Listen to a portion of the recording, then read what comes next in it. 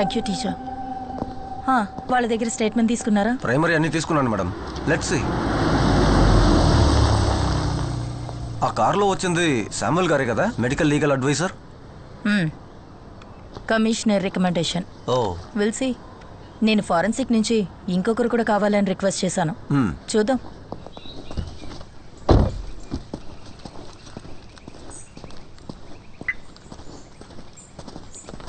Samuel, 2 things. ఒకటి, ఈ case investigation officer నేను, and you're my medico legal advisor. That's your role.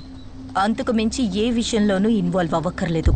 And 2, ఒక meeting set చేస్తే you gonna be on time. Okay? Okay. Go.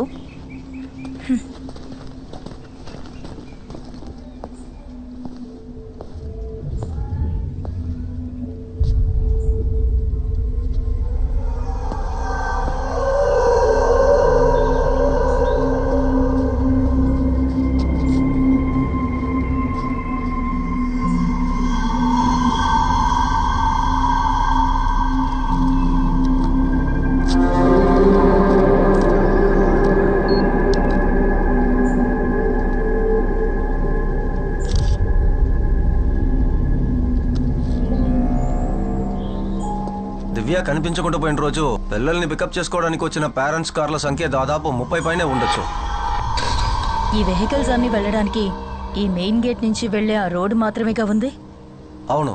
ఆ gate నుంచి ఒక 200 metres దూరంలో ఇండియన్ బ్యాంక్ వాళ్ళ ఏటీఎం ఉందిగా? Yes madam. ఆ ఫుటేజ్ అడుగుతాం. దానికి ఎలాంటి అవసరం లేదు మేడం. దివ్యని కిడ్నాప్ చేసింది కారులో కాదు. అటాప్సీ తర్వాత పోస్ట్ ఎగ్జామినేషన్లో దివ్య క్రాస్ నుంచి 3 ఫారిన్ శాంపిల్స్ దొరికాయి. అంటే ఈ నీళ్లున్న ప్లేస్లో ఉంటుంది కదా, పాచి, నాచు లాంటిది.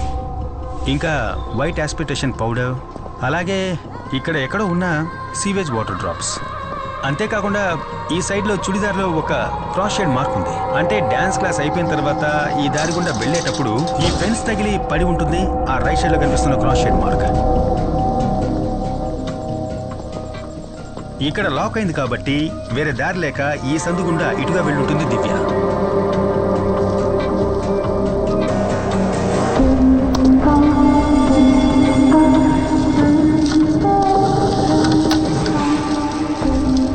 చూసారా, ఈ చెట్టు తగిలి రాపిడి కలగడం వల్ల జారిన పౌడరే దివ్య డ్రెస్ లో మనకు దొరికిన వైట్ ఆస్ప్రిసిస్ పౌడర్.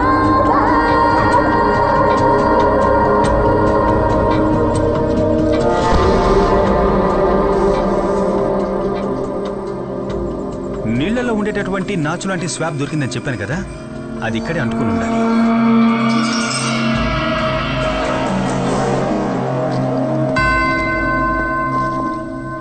దివ్య డ్రెస్లో మాకు దొరికిన సీవేజ్ వాటర్ డ్రాప్స్, దాని కారణం ఈ ప్లేస్ అయి ఉండాలి. ఆ తర్వాత ఈ నేరో ప్యాసేజ్లోనే దివ్య కిడ్నాపర్తో వెళ్ళుండాలి.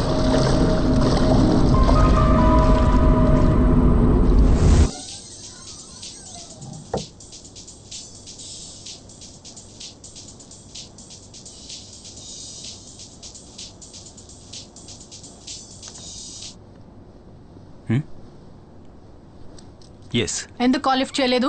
నేను 10-20 సార్లు ట్రై చేశాను. నాకా? Hello hello Sam, wear the hell were you?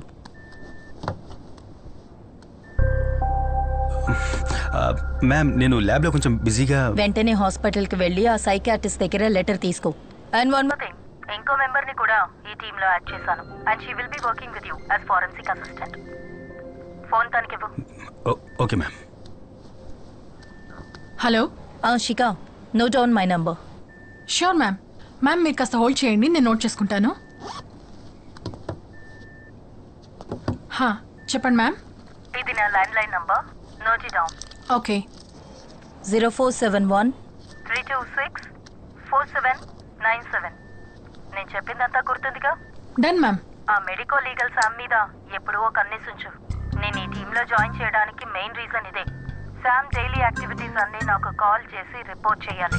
అంతేకాదు, ఇది చాలా సీక్రెట్ గా ఉండాలి. మ్యామ్, ఫోన్ స్పీకర్ లోనే ఉంది. What are you see? Cut the call you idiot. స్పైవా నువ్వు?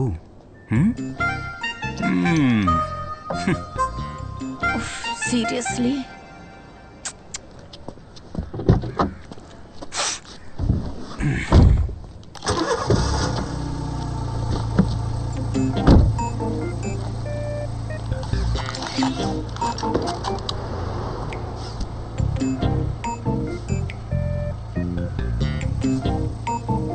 డిపార్ట్మెంట్ వెహికల్ కాదా ఇది? సీట్ బెల్ట్ వేసుకోవట్లేదా? నాకు అర్థం కాలా. సీట్ బెల్ట్ వేసుకోకపోతే యాక్సిడెంట్ అయ్యేటప్పుడు ఎయిర్ బ్యాగ్ ఓపెన్ అవ్వదు. Got it? అదంతా తెలుసు. నువ్వెక్కడికి? నేను సైకియాట్రిస్ట్ దగ్గరికి వెళ్తున్నాను. మరి నువ్వెక్కడికో?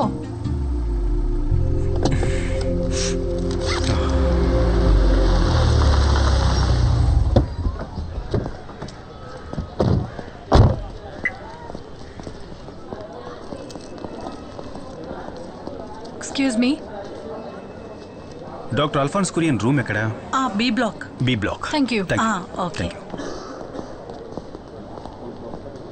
వెయిట్.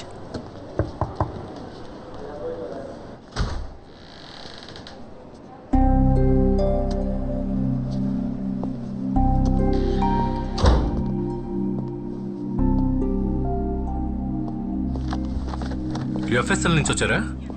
యా. కూర్చోండి. యా. రితిక కాల్ చేశారు. Tell me. కీర్తి రిపోర్ట్ మాకు దొరికింది, కానీ మీ లెటర్ కూడా కావాలి. ఈ కేసుకి అదే సాల్వ్డ్ విట్నెస్ కదా. అమ్మాయి మైనర్ కాబట్టి మేమే డైరెక్ట్గా రావాల్సి వచ్చింది. చూడండి, రితిక క్వశ్చనింగ్ తర్వాత నేను కీర్తితో ఓ 2 hours సెషన్లో కూర్చున్నాను. చెల్లెలు కనిపించలేదన్న ట్రామా తప్పితే mental condition is perfectly fine. Okay, అయితే కీర్తి వాంగ్మూలాన్ని నమ్మొచ్చని మీరు ఒక లెటర్ ఇస్తే. షూర్. నాకు ఆ కేసుకు సంబంధించిన డీటెయిల్స్ పంపండి. Okay sir. అది నేను ఇప్పిస్తాను సార్.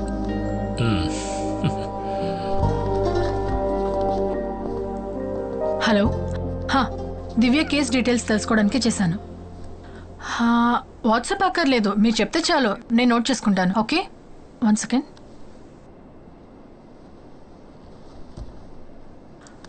అదొద్దు, మీరు చెప్పండి. 0. ఓకే.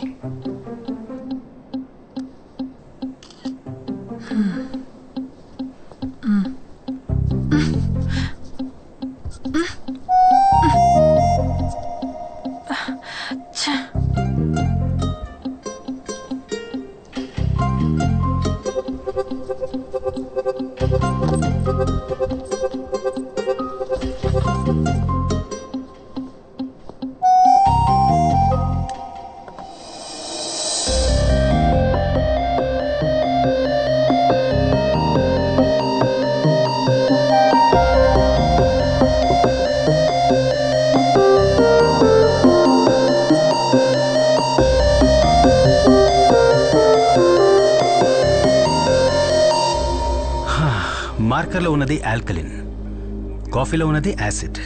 యాసిడ్తో తుడిస్తే ఆల్కలిన్ని బ్రేక్ చేయొచ్చు. చాలా సింపుల్, అంతే. అంతే కదమ్మా? తీసుకోండి. Thank you. By the way, మీ పేరేంటన్నారు? నా పేరు Samuel Johnson sir. Samuel Johnson అంటే ఇబ్రహీం సార్ యొక్క వారి మనవన్నే నేను. తను సేవియర్ జోన్ నా అన్నయ్య సార్. నేను తనకు బాబాయ్ అవుతాను. Okay. Okay sir. Thank you. Thank you.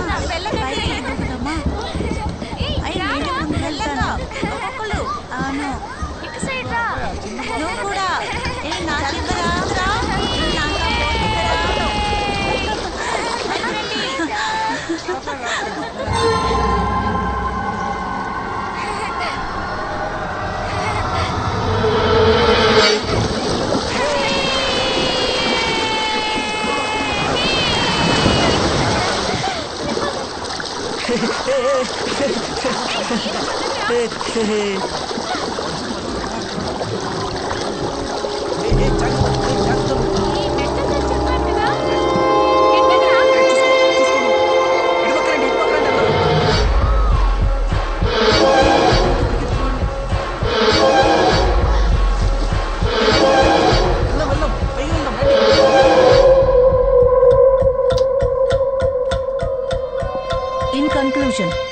Media వాళ్ళందరూ కలిసి ఈ కేసు గురించే మాట్లాడుతున్నా సరే కిల్లర్ చంపడం మానలేదు. Which means at any cost ఇలాంటి ఇన్సిడెంట్ మళ్ళీ జరగకూడదు. దివ్య మర్డర్కి ఇంత పెద్ద మీడియా అటెన్షన్ రావడానికి కారణం కార్పొరేషన్ కంపోజ్ వెల్లింగ్ సైట్కి వెనకాల ఉన్న ఒక ఓపెన్ ప్లేస్లో బాడీ దొరకడం వల్లే. మరి ఇంత ఎక్స్పోజర్ ఉన్న ప్లేస్లో ఒక విషయాన్ని కంట్రోల్ చేయడం అనేది మన వల్ల కాదు కదా. అమ్యూజ్మెంట్ పార్క్ నుంచి మిస్ అయిన దేవికి ఇప్పుడు మన priority. I'm on it sir. Okay, you come with me. Yes sir.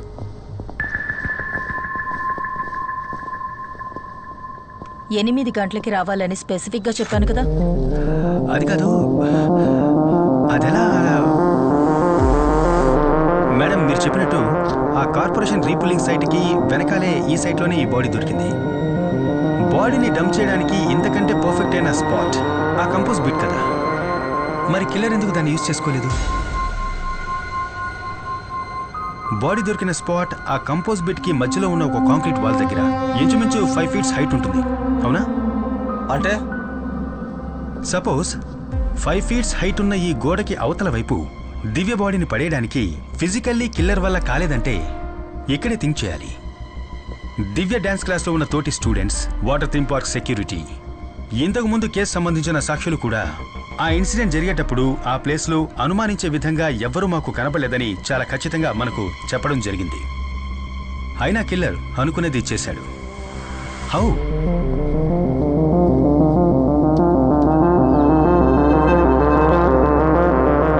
Divya dress మీద మనకు కనపడ్డ ఈ స్లాష్ ప్యాటర్న్ దివ్య ఇంకెవరితోనో కలిసి సైడ్ బై సైడ్ నడిచి వెళ్లేటప్పుడు తన మీద చెందిన బురదే ఇది. కానీ డాన్స్ స్కూల్ వెనకాల ఉన్నటువంటి ఆ సందు 4 అడుగుల హైటే ఉంది.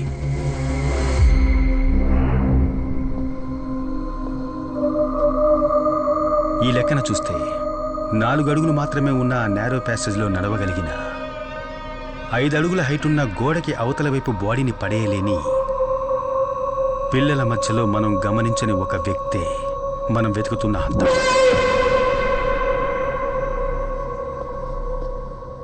ఈ క్రైమ్స్ అన్నిటికీ కారణం ఒక చైల్డ్ అయితే? Look Sam, I've told you this before. Government ఇచ్చే సాలరీకి మెడికో లీగల్ ఒపీనియన్ ఇచ్చే పని మాత్రం చేస్తే చాలు. ఇన్వెస్టిగేషన్ చేసి కేసు క్లోజ్ చేయడానికి క్వాలిఫైడ్ ఆఫీసర్స్ ఉన్నారు. హాలీవుడ్ సినిమాలు చూసి ఇండియాలో కేసు ఇన్వెస్టిగేట్ చేయకూడదు. మేడం అమర్జీత్ సదా గురించి మీరు ఎప్పుడైనా విన్నారా? ఈ సీరియల్ కిల్లింగ్ ఒక చిన్నపిల్లాడు చేస్తుంటాడని మనం ఎప్పటికీ ఊహించలేం. కానీ నేరాలు చేయడానికి ఏజ్కి సంబంధమే లేదు.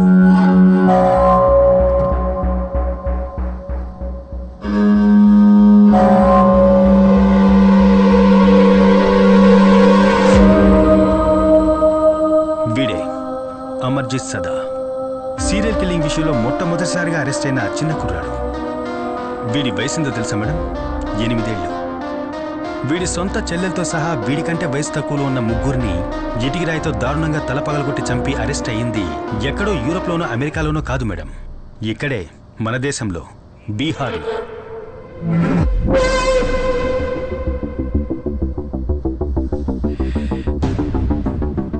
వీడు మాత్రమే కాదు, మేరీ బెల్, రాబర్ట్ థామ్సన్ లాంటి 10-12 ఏళ్ల వయసున్న సీరియల్ కిల్లర్స్ లోకంలో ఎన్నో చోట్ల జైల్లో మగ్గిపోతున్నారు.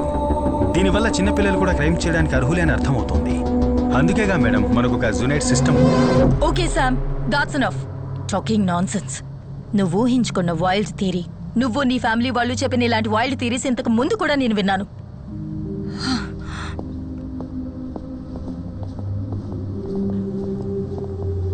మీ మధ్య ఇంతకుముందే పరిచయం ఉందా? చిన్న బంధం కూడా ఉంది. అకాడమీ నుంచి పాస్అవుట్ అయిన తర్వాతనే మా అన్నయ్యకి రితికాకి మ్యారేజ్ జరిగింది. రితికాకి తన జాబ్ మీద ఉన్న ఎక్కువ ఇంట్రెస్ట్ తప్ప వాళ్ళిద్దరి మధ్య ఎలాంటి గొడవ లేదు. వారిద్దరికీ నయన కాకుండా ఇంకో బిడ్డ కూడా ఉంది. రితికాకున్న కేర్లెస్ వల్ల ఆ బిడ్డ చనిపోయింది. తరువాతి రోజుల గురించి చెప్పాలంటే భయంకరం. Arguments, fights, family courts, divorce. 6 ఏళ్ళు అయ్యింది. ఆ తర్వాత మా ఫ్యామిలీకి రితికకు ఎలాంటి బంధాలు లేకుండా పోయాయి. శ్యామ్, వీరు Abdul Wahab sir, hello sir. Retired SP CBCID. నీకు ఇవ్వడానికి ఒక DNA శాంపిల్ తెచ్చారు. మన జాన్సన్ మర్డర్ గురించి తెలుసు కదా, దాంతో దీన్ని క్రాస్ చెక్ చేయాలి. షో.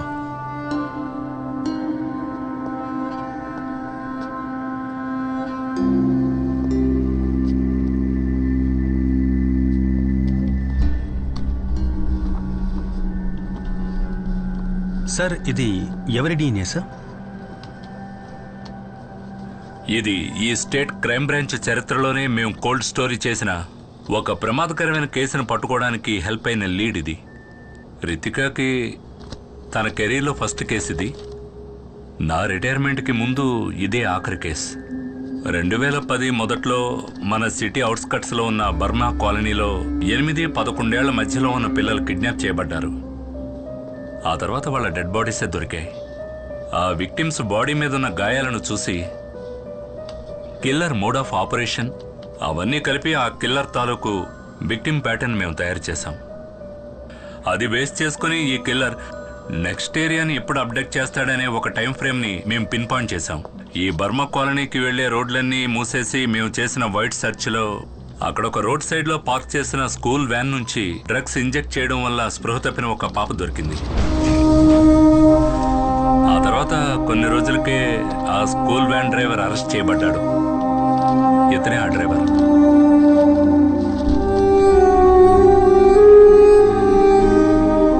హుబైదా ఖాన్.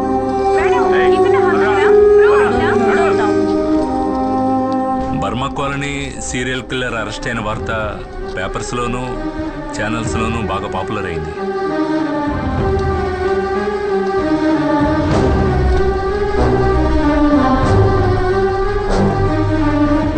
హుబైదా ఖాన్ అరెస్ట్ అయిన 2 నెలల తర్వాత మరో పాప కూడా చనిపోయింది. ఆ కిల్లర్ ఎవరో ఇంతవరకు కనిపెట్టలేకపోయాం. అదే మోడ్ ఆఫ్ సోప్రాండి, అదే విక్టిమ్ ప్యాటర్న్. పోలీసులకు మాత్రమే తెలిసిన పాత కిల్లింగ్స్ లో జరిగిన అన్ని మైన్యూట్ డీటెయిల్స్ తో సహా అన్ని అలాగే రిపీట్ అయ్యాయి. అన్నిటికీ మించి మాకు ఈ 5వ విక్టిమ్ గోళ్ల మధ్య ఒక బ్లడ్ శాంపిల్ దొరికింది. ఆ హంతకుడిది. ఇంతకుముందు చనిపోయిన విక్టిమ్ డ్రెస్లోంచి మనకు దొరికిన బ్లడ్తో పర్ఫెక్ట్గా మ్యాచ్ అయిన DNA శాంపిల్. కానీ అది జైల్లో ఉన్న హుబేద్తో మ్యాచ్ అవ్వలేదు. అన్ఐడెంటిఫైడ్ అయిన ఎవరిదో ఒకరి బ్లడ్ శాంపిల్ అది.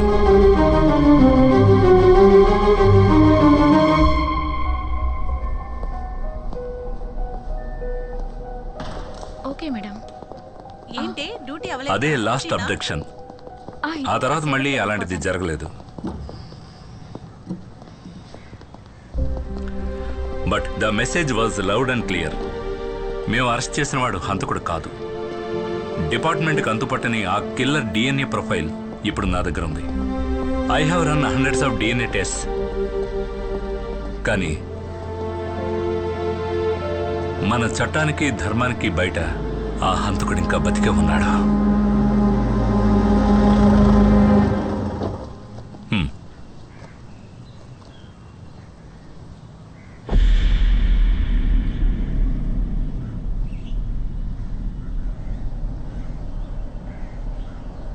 హుబైదా అహ్మద్ జైలు నుంచి బయటకు వచ్చిన తర్వాత ఎవరూ పనివ్వలేదు.